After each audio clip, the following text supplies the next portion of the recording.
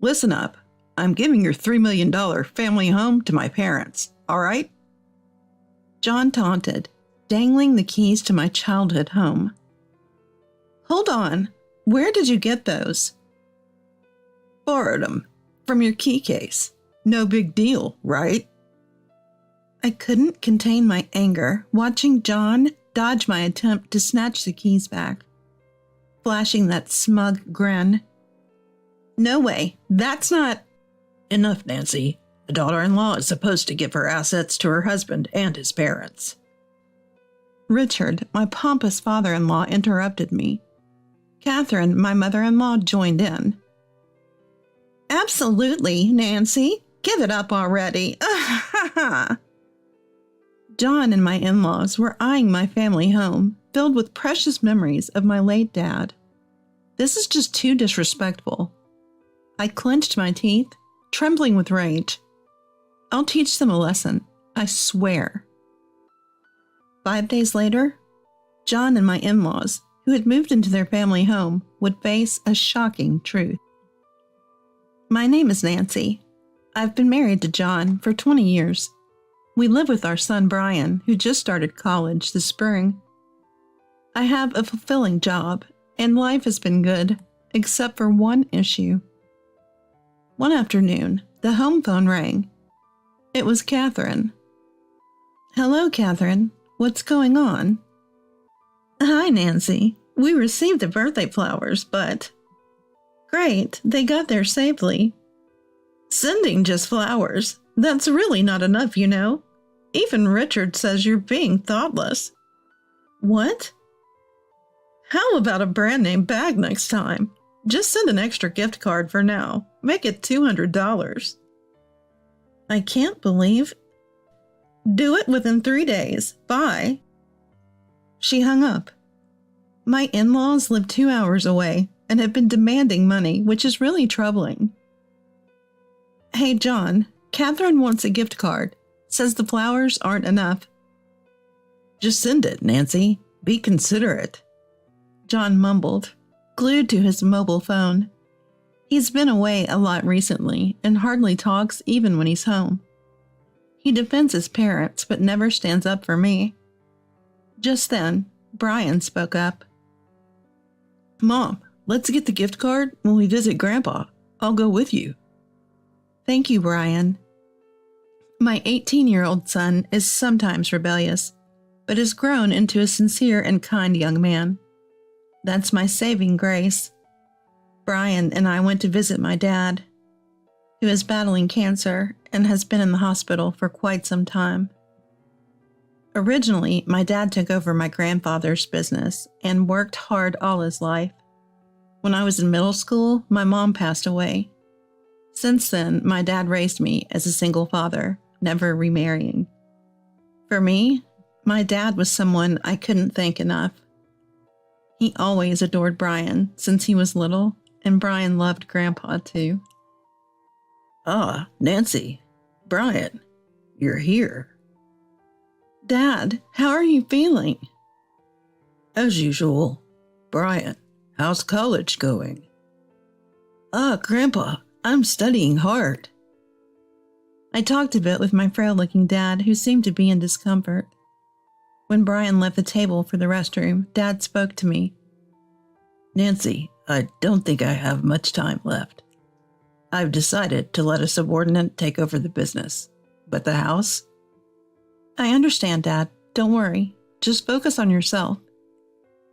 Hearing my words, Dad smiled, as if relieved. I knew time with Dad was running out. My heart ached, and I had to fight back tears. See you, Grandpa. I'll come again. Dad, call me immediately if anything happens. All right. See you. That turned out to be our last conversation. 3 days later, Dad's condition worsened, and he passed away. I was devastated, and Brian comforted me, tears streaming down his face. But there were things I had to do. Being Dad's only child, I had to organize the funeral. The funeral was held at our family home. As a beloved businessman, many came to mourn Dad, keeping me busy. In the midst of it all, John was playing on his phone, doing nothing. I was already resigned to his lack of attentiveness. Still, thanks to Brian and other relatives, we managed to get through the funeral. After sending off the mourners and about to start cleaning, my parents-in-law came rushing over to me. "Ah, Richard, Catherine, thank you for today." Well, I thanked them. Catherine said while looking around, "Well, it's fine, but Nancy, I haven't been here since the family meeting, and your home is still so luxurious." Indeed, our family home is impressively opulent, standing in a prime location with 10 bedrooms, a pool room, and a sports court. Before I stepped into the real world, I didn't realize how extravagant it appeared to others. Since inheriting it from my grandfather, Dad has always taken great care of it. "I heard from John. Is it really worth $3 million? Caught off guard by Richard's excited tone, I dodged the question. "Who knows?" "Do you have any siblings, Nancy?" "Yeah, I don't. Why?" Hearing that, my parents-in-law and John seemed delighted and left. I felt uneasy, but had to quickly return to my busy life. Fast forward 3 months later. With Dad's memorial service over and the inheritance settled, I finally had a moment to breathe. Then, out of nowhere, John brought our parents-in-law to the house. "Richard, Catherine, what's going on? And you're here too, John." My parents-in-law smirked and sat on the sofa, looking at my flustered expression. "Listen up, Nancy. I'm giving this house to my parents." "Excuse me?" I was so shocked by John's sudden announcement that I looked at him with a dumbfounded expression. Then John waved something in front of my face. "Hold on, where did you get that?" It was the key to my family home, attached to a key holder Dad gave me. "Borrowed it from your key case. No big deal, right?" As I tried to take the key back, John dodged me with the same smug smile. Angry and frustrated, I shouted, "Are you kidding me? Give it back!" "Oh, you're defying your husband." "This can't be allowed. Plus..." My words were interrupted by Richard, who sat arrogantly. "Nancy, you're being persistent. As a daughter-in-law, it's your duty to give the property to your husband and his parents." Catherine also chimed in with a nasty smile. "Exactly. Just give it up." Overwhelmed by their audacity, I looked down, and John spoke with a triumphant tone. "We're moving next week. If you have complaints, leave." They were claiming my family home, filled with memories of my late dad. This was beyond disrespectful. Fury trembled within me. I trembled with anger and gritted my teeth. I'll teach them a lesson. Ignoring my glaring, John and parents-in-law joyfully discussed renovations and room assignments. "Mom, can you come over here?" It was Brian who tapped my trembling shoulder. "Brian, not now." "I have something important. Come with me." He tugged at my arm and took me to his room. The story he told was enough to stir my resolve. That night, taking advantage of John's drunken sleep, Brian and I packed our stuff and left the house. 5 days later, on the day my parents-in-law had planned to move, I stood at the front door of my family home. John's car pulled up, followed by a large moving truck. John and my parents-in-law got out, smirking as they approached. "Oh, Nancy, you're here. Resisting now is futile." John dangled the keys in front of my face, grinning unpleasantly. Richard crossed his arms and looked on. "Regretting giving up this mansion? Too late. It's our home now." Catherine gazed dreamily at my family home. I can't wait to move in. Let's get inside." I stood there silently, watching them. All right, let's go in, shall we? John eagerly inserts his keys into the front door lock, but the door doesn't budge. Huh, that's weird. John jabs the keys into the lock multiple times. Then a man's voice comes from the doorbell speaker. Who is it? What's going on here? Who are you? John yells, clearly agitated. The front door opens from the inside, revealing a tall, middle-aged man. I own this house. What's all the commotion? John turns to me. Nancy, what is the meaning of this? This isn't your house. You know, it actually belongs to William now. What? With a shocked expression on his face, I explained to John. Originally, this house belonged to my grandfather. When he passed away, his sons, my dad and uncle, both inherited the house. My uncle, who was out of town for work, asked my dad to look after the house. So my dad did just that, while raising me, meaning now that my dad is gone, the house solely belongs to my uncle. I never had any rights to inherit it from the get-go. So the house is now in my name. I changed the locks after hearing from Nancy that the keys were stolen. Stolen? That's a nasty way to put it. I lent the keys to Nancy. Taking them without permission is considered theft, even between a married couple. Breaking into someone else's house just adds to the crime. My uncle calmly lays out the gravity of the situation to a fumbling John. John and my parents-in-law stand there, looking stunned. Nancy, you knew. Of course I did. I've always been close with my uncle, and my dad told me many times before. Why didn't you say so earlier? Richard yells, and I reply with a cool expression. Who was it that jumped to conclusions about renovating the place before I could explain? That would be you guys. John and my parents-in-law started to blush and tremble. Then give us the inheritance you got from your father. It must be several hundreds of millions of dollars. John becomes confrontational, and my parents-in-law are also in line with this. Exactly. Use that money to buy us a new house. That's the least you could do as a daughter-in-law.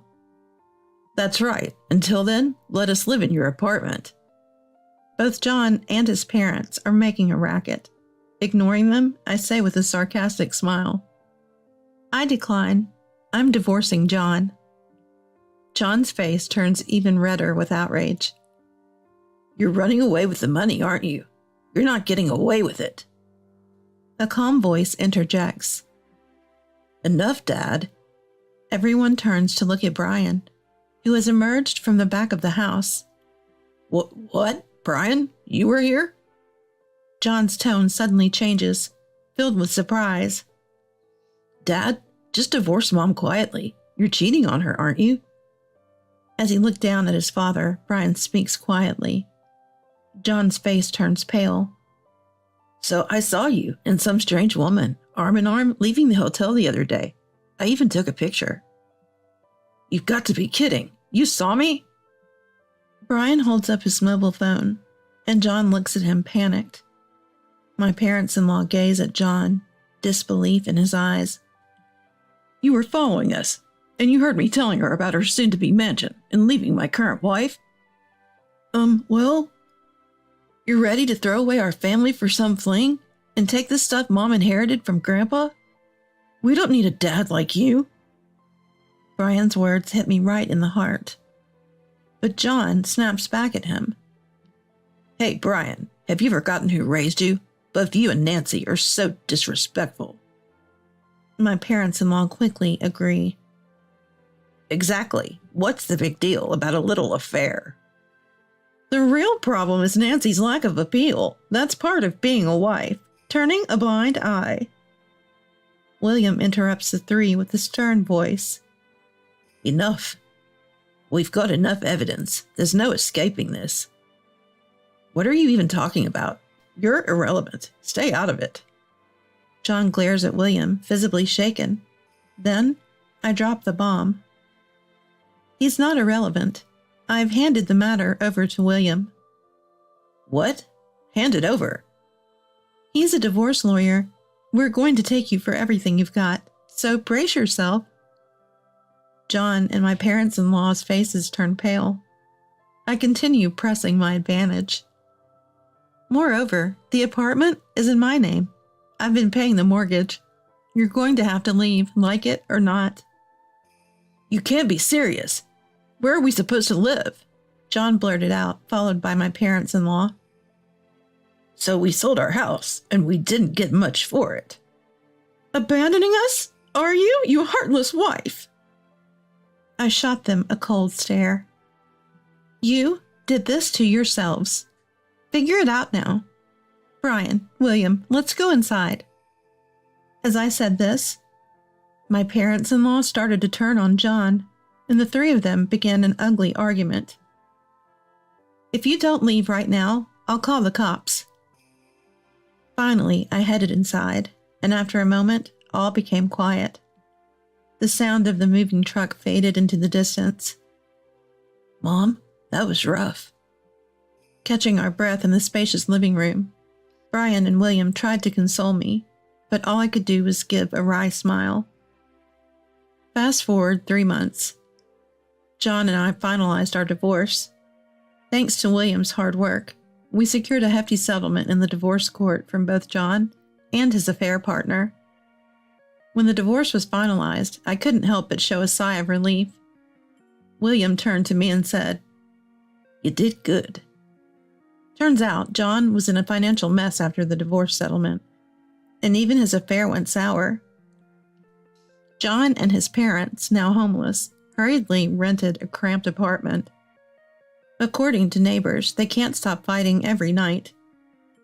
They brought this upon themselves. Hopefully, they'll learn from their greed. It may be impossible for those people. As for me, although I didn't inherit the house, my dad left enough for Brian and me to live comfortably, and I have a job. Life is actually good. William and Brian have become fast friends, and Brian, who is studying law, is eager to become a lawyer like William. Looking forward, I'm excited to see Brian grow and to live a fulfilling second act of my life.